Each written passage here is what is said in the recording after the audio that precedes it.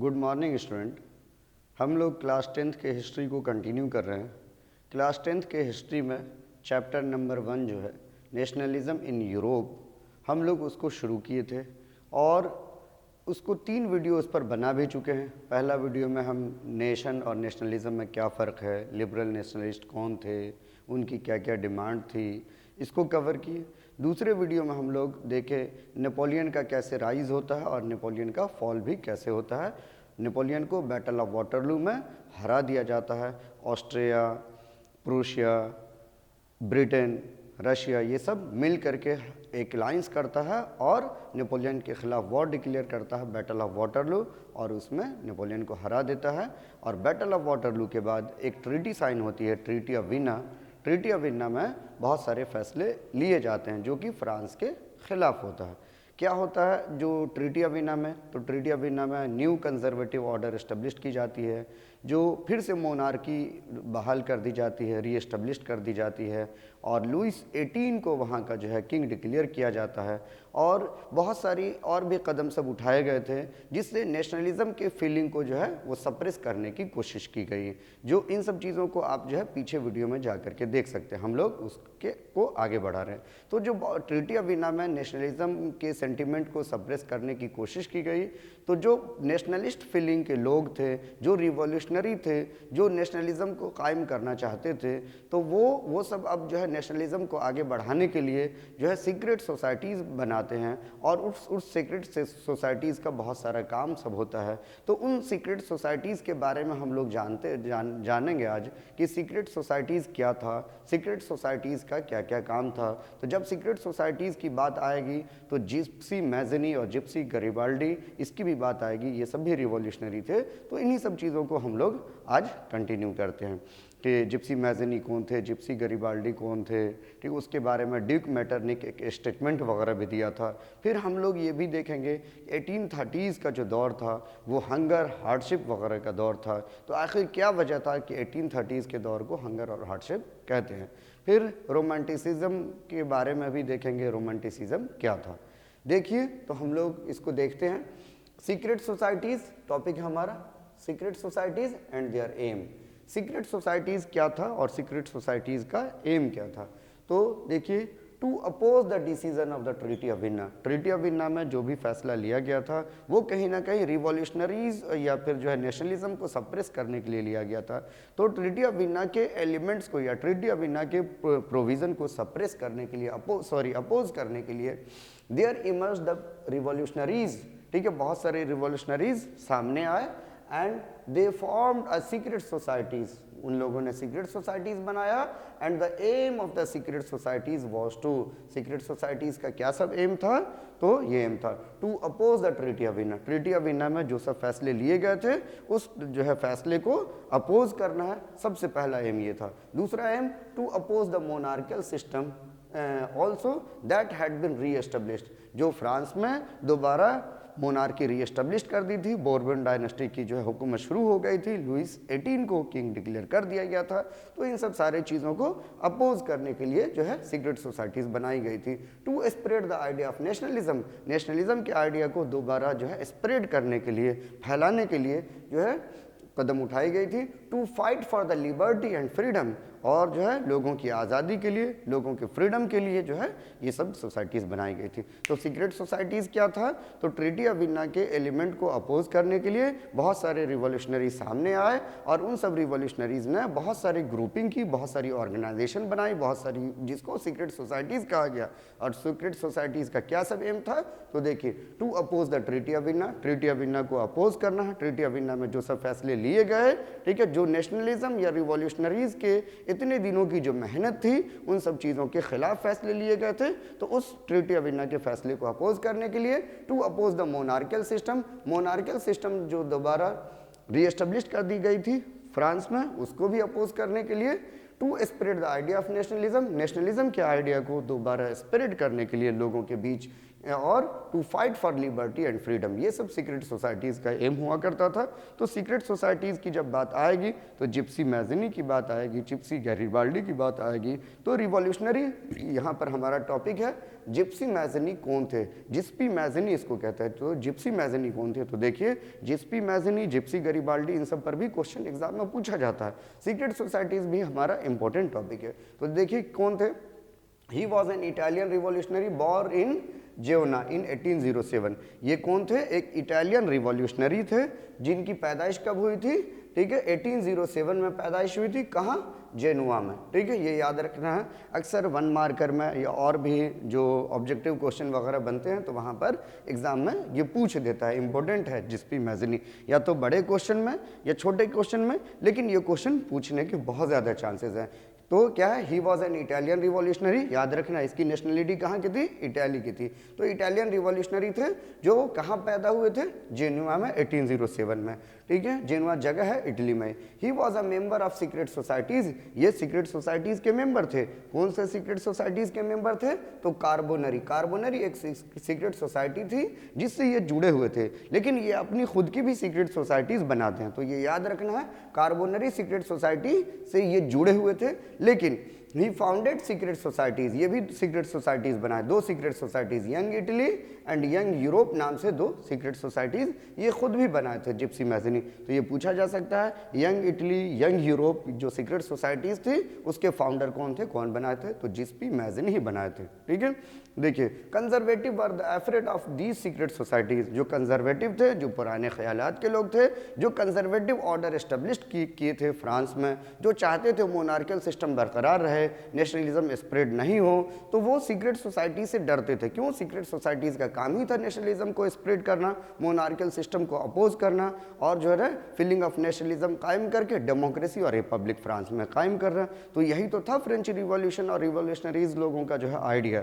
तो इसको ये जो है जो कंजर्वेटिव थे वो इन सब सीक्रेट सोसाइटीज से डरते थे, ठीक है। Mazzini believe that, Giuseppe Mazzini believe that, Giuseppe Mazzini जो नेशनलिज्म स्प्रेड कर रहे थे, तो इनका ये कहना भी था कि God had intended nation into be natural unit of the mankind. मतलब इसका मतलब है कि इनका कहना था कि गॉड का भी यही इरादा है, ठीक है, कि लोगों को एक नेशन में पैदा किया, लोगों को अलग अलग ग्रुप में पैदा किया और एक जगह रहने वालों को एक जैसा बनाया है, एक जैसी जो है वो एक नेशन के फॉर्म में पैदा किया है। तो ये किसका स्टेटमेंट है, God had intended the nation to be natural unit of the mankind. ये बताता है कि ये नेशनलिज्म को स्प्रेड करना चाह रहे थे, एक जगह जो लोग रह रहे थे उसको एकजुट करना, उसके अंदर वननेस और कॉमननेस डेवलप करने का चाहते थे। तो ये इन्हीं का स्टेटमेंट है, जिप्सी मैज़नी का स्टेटमेंट है, क्या, God had intended nation to be natural unit of the mankind, ठीक है। अब हम देखते हैं इस तरफ, यहाँ क्या है, यहाँ है ड्यूक मैटरनिक। तो मैज़नी पर जो है ड्यूक मैटरनिक जो ऑस्ट्रिया का चांसलर हुआ करता था, वो बहुत ही जो है अच्छा स्टेटमेंट दिया था, ठीक है। मतलब हम कह सकते हैं अच्छा स्टेटमेंट, थोड़ा सा सुनने में अच्छा लग रहा है, बाकी जिप्सी मैज़नी या रिवॉल्यूशनरीज के खिलाफ स्टेटमेंट दिया था। तो ड्यूक मैटरनिक जो कि चांसलर था, कहाँ का चांसलर था, ऑस्ट्रिया का चांसलर था, डिस्क्राइब्ड अबाउट द मैज़नी, मैज़नी के बारे में वो एक बार कहे थे, ड्यूक मैटरनिच कहा था, क्या कहा था, he is the most dangerous enemy of social order. मतलब समाज सोसाइटी के लिए बहुत ही खतरनाक आदमी है। किसके बारे में कहा, ठीक है, जिप्सी मैज़नी के बारे में कहा। कौन कहा, ठीक है, ड्यूक मैटरनिक कहा। बहुत ही पॉपुलर स्टेटमेंट है, ये स्टेटमेंट दे देगा और पूछ देगा ये स्टेटमेंट किसका है और किसके बारे में कहा गया था। तो ड्यूक मैटरनिक कहा था, जिप्सी मैज़नी के बारे में कहा था कि he is the most dangerous enemy of social order, ठीक है। तो जिप्सी मैज़नी भी हम लोग देख लिए। अब देखते हैं जो टॉपिक है हमारा, hunger, hardship and popular revolt, ठीक है। जो हंगर की बात की जा रही है, ठीक है, 1830s का दौर जो है वो हंगर, हार्डशिप और रिवोल्ट का दौर था। इसके बारे में भी क्वेश्चन पूछा जाता है कि आखिर 1830s के दौर को हंगर, हार्डशिप और रिवोल्ट का दौर क्यों कहा जाता है, आखिर क्या वजह थी हंगर और हार्डशिप और का, लोग क्यों रिवोल्ट किए थे। तो यहाँ पर है The 1830s were the year of great economic hardship, ठीक है। 1830s का जो दौर था वो बहुत ही इकोनॉमिक हार्डशिप का दौर था। कहाँ, यूरोप के लिए। The causes of this hardship were, याद रखना, ये जो हार्डशिप थी, ये जो इकोनॉमिक हार्डशिप थी जो है, उसका वजह क्या था, क्या सब वजह था। तो देखिए enormous increase in the population, मतलब इस दौरान 1830s के दौरान, ठीक है, या पिछले 10-20-30 सालों में जो है आबादी बहुत तेजी से बढ़ गई थी, ठीक है। दूसरा क्या है, migration from the rural to urban area, तो जब आबादी तेजी से बढ़ेगी तो वहाँ की रिक्वायरमेंट भी बढ़ेगी, वहाँ के लोगों के लिए कंपटीशन भी बढ़ेगा, ठीक है। तो अब जब आबादी बहुत तेजी से बढ़ी, सबसे पहला वजह था, तो उसकी नीड भी बढ़ेगी और प्रोडक्शन उतनी बढ़ी नहीं, तो कहीं ना कहीं खाने पीने का क्राइसिस आ जाएगा, ठीक है। अब आगे देखिए, migration from the rural to urban areas, बहुत सारे लोग जो है माइग्रेट किए थे रूरल टू अर्बन एरिया, मतलब जो है गांव से शहर की तरफ जो है मूव कर गए थे, जो है एम्प्लॉयमेंट की तलाश में, इंडस्ट्रीज फैक्ट्रीज में काम की तलाश में, ठीक है, अच्छे अपॉर्चुनिटीज़ की तलाश में। तो दूसरा रीज़न है migration from rural to urban areas. तीसरा है increase in unemployment and poverty, जब आबादी बहुत तेज़ी से बढ़ गई तो यहाँ पर बेरोजगारी बढ़ गई और जो है गुर्बत भी बढ़ गई, पॉवर्टी भी बढ़ गई, ठीक है। गांव से शहर तो लोग ज़रूर आ गए, लेकिन शहर में ज़्यादा लोगों के होने की वजह से शहर में भी काम बचा नहीं और गांव में तो काम था ही नहीं, तो ये सब आबादी के बढ़ने की वजह से हुआ था। नेक्स्ट हमारा है increase in food crisis due to crop failure, इसके साथ साथ जो क्रॉप फेल्योर हो गया, लोगों का फसल जो है नुकसान हो गया, ठीक है, जिस वजह से यहाँ पर खाने पीने की किल्लत हो गई, लोगों को खाने पीने की भी किल्लत थी। नेक्स्ट हमारा है industrialisation also resulted in poverty, जो इंडस्ट्रियलाइजेशन हुआ तो जहाँ पर पहले मजदूर काम किया करते थे तो वहाँ पर अब मशीन्स वगैरह सब लग गई, तो मशीन्स के लगने की वजह से बहुत सारे लेबर्स जो है वो बेरोजगार हो गए, जिस वजह से गुर्बत थी। नेक्स्ट हम अब देखिए क्या है, फूड शॉर्टेज, ये जो हंगर और हार्डशिप था इसका क्या क्या वजह था, एक बार हम और रिपीट कर देते हैं। तो इनॉर्मस इंक्रीज इन पॉपुलेशन, आबादी बहुत ज़्यादा बढ़ गई थी पिछले कुछ सालों में। दूसरा migration from rural to urban areas, बहुत सारे लोग जो है गांव से शहर की तरफ मूव कर गए थे, शहर में जो है अचानक से आबादी बढ़ गई थी। Increase in unemployment and poverty, बेरोजगारी बढ़ गई थी और उस बेरोजगारी की वजह से लोग गरीब हो गए रहे थे, लोगों की हालत अच्छी नहीं थी। इंक्रीज इन फूड क्राइसिस, और जिस वजह से हालात और भी खराब हो गया कि जब फूड क्राइसिस आया, ठीक है, क्रॉप फेल्योर हो गया, ठीक है, फसल नहीं हुआ उतना कि लोगों के खाने पीने के लायक भी हो, तो खाने पीने की भी किल्लत थी, अनाज वगैरह मिल नहीं रहा था लोगों को। Industrialisation also resulted in poverty, हालात और बद से बदतर तब भी हुआ कि जब इंडस्ट्रियलाइजेशन की वजह से बहुत सारे लोगों का इंडस्ट्रीज और फैक्ट्रीज में जो है काम जो है छूट गया। क्यों? अब लेबर की जगह पर वहाँ पर मशीन का इस्तेमाल होने लगा था।